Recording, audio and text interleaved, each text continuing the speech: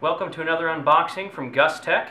Today we have Google's Nexus 6, their brand new flagship smartphone device.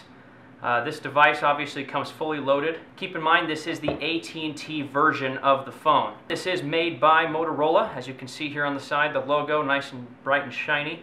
Obviously Google owned them for quite some time. They've now since been sold to Lenovo. We're going to be taking a look at it, going apart and turning it on and see what we can do with it. So let's take a look at what this device has in store for us.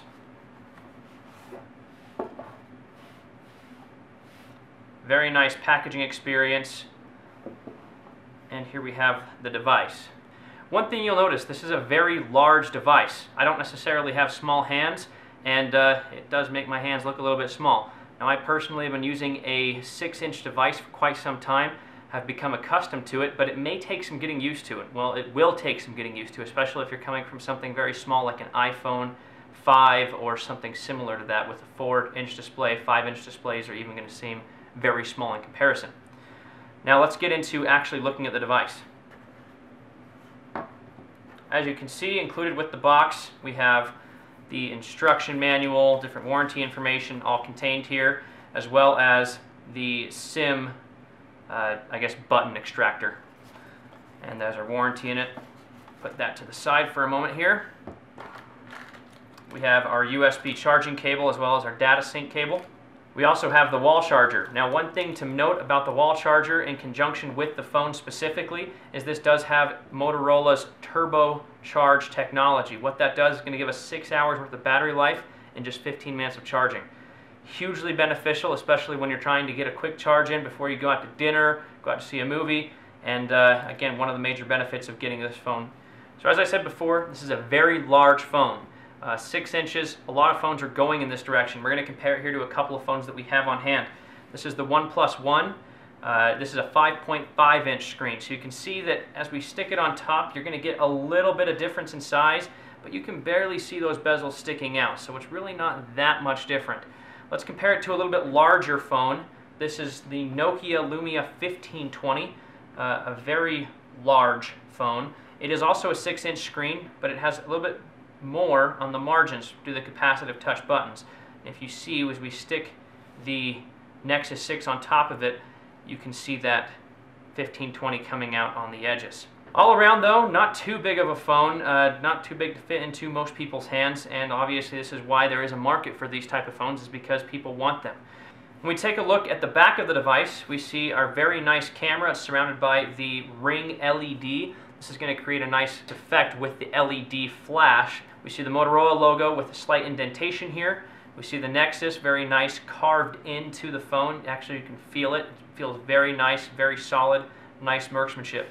Underneath it, we see the AT&T logo. So is this going to be a purely stock experience? Well, there's going to be slight differentiations, but we don't think it's going to be too much more that you're going to notice a big difference. And on the top of the phone, we have our SIM card, we have our audio jack, and on the bottom, of course, we have the charging port and data sync port. Now, something to note, this does have dual front stereo speakers. It's going to be very similar to the HTC One line of phones. HTC One Mate, various other ones that had 2 speakers on the front. Now, it's not going to quite produce the same amount of sound as the HTC Booms did.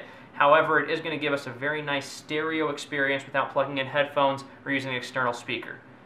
Let's go ahead and get to turning the device on, and let's see how the boot up process works. Again, it is going to be slightly different than previous Nexus experiences because it is branded by AT&T.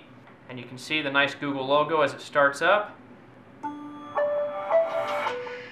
And there's that AT&T branding right in your face as it starts up. And we can see the phone is loading its first time use of Android Lollipop 5.0. This is a stock Android experience, or at least as close to it, while still maintaining carrier specifications. And let's go ahead and get it started here. Alright, so we've booted up the device. Interesting thing to note, when we booted it up through NFC, it was able to directly transfer the information from the OnePlus One that we were previously using to the Nexus 6 device. Very cool feature. I didn't actually know it did that. So very convenient if you already have an Android device with NFC sharing. It's going to automatically update with all of the information, all of the apps, all of the text, things like that you previously had. Very cool feature. Let's go ahead and turn it on here. Well, it is already on. We're going to unlock it. It's updating apps, as you can see.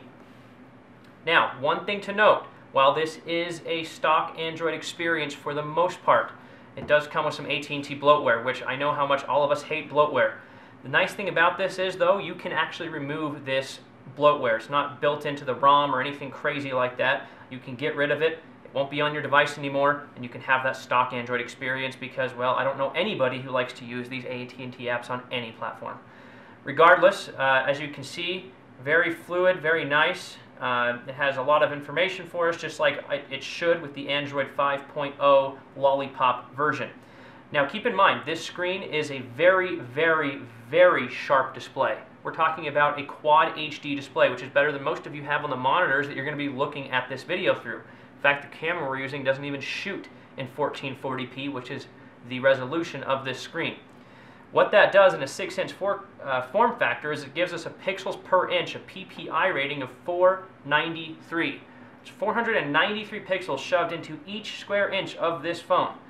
That is a lot of pixels. Obviously, it will have some wear on your battery life. And keep in mind, even though it does have the large screen and it does have a quad HD display, which is going to drain some battery, it does have that turbocharged technology, as I was mentioning previously. 6 hours and 15 minutes. Very nice. It's going to give you a lot of durability and lasting battery as you're using the phone. Now, this is equipped with Corning Gorilla Glass 3, their latest Gorilla Glass. It's very durable. Obviously, we haven't dropped it or anything, but I've used a lot of devices with Corning Gorilla Glass 3, and I don't think there's going to be any issue with this staying durable as long as you're not dropping it on concrete. It is a 32 gigabyte size as far as memory storage in this device. You can put a lot of your songs, everything like that. With the recent updates to the Play Store, to Google Play, you're probably not going to have a ton of things stored locally. However, that 32 gigs is very nice. One of the downsides, this does not have expandable storage, so you cannot throw in a micro SD card and get a bunch of extra room on your phone like you can with a lot of other Android devices and some Windows Phone devices. Now, you're also going to notice that it is a full unibody frame, meaning you cannot remove the battery, not easily anyway.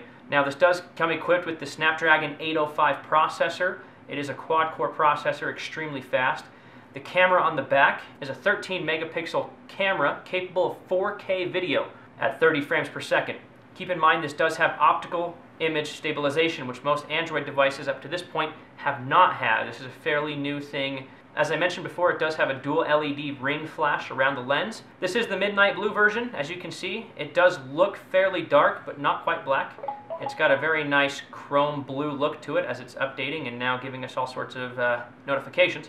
Another thing to keep in mind, this does have an AMO LED display, which is obviously going to allow us to have displayed items on the screen without drawing a lot of battery life. So as I pick up the device, you're going to see a preview of the notifications. If I go ahead and click on the notification, it then brightens up the screen so I can then see what the notifications are.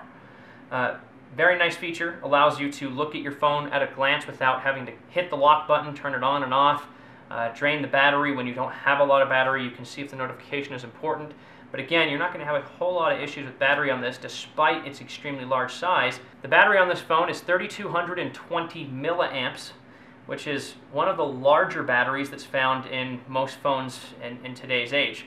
So one of the differences you'll notice between this phone with its 6-inch display and the Galaxy Note 4, which has a slightly smaller display, is that the battery life on that Note 4 is going to be a little bit better. The other thing that the Galaxy Note is going to come with is a stylus. This does not come with a stylus, which to some people can be a downside. I've never really seen the need to have a stylus, especially when my fingers and thumbs work so well, and especially when the screen has this kind of real estate. The other benefit of getting this over a Galaxy Note 4 is it doesn't have TouchWiz, which a lot of people have complained about for being buggy, for not being responsive.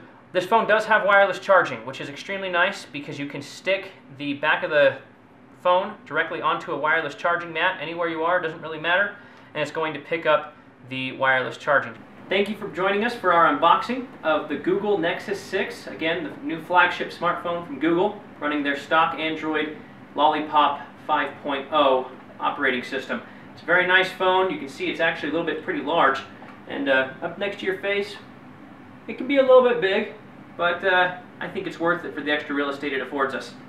Join us next time for more reviews, unboxing videos, We're going to get a little bit more in depth with this phone. Again, we're going to have a lot more videos on graphic cards, hardware, cases, different phones, different devices, pretty much anything tech that you guys can think of.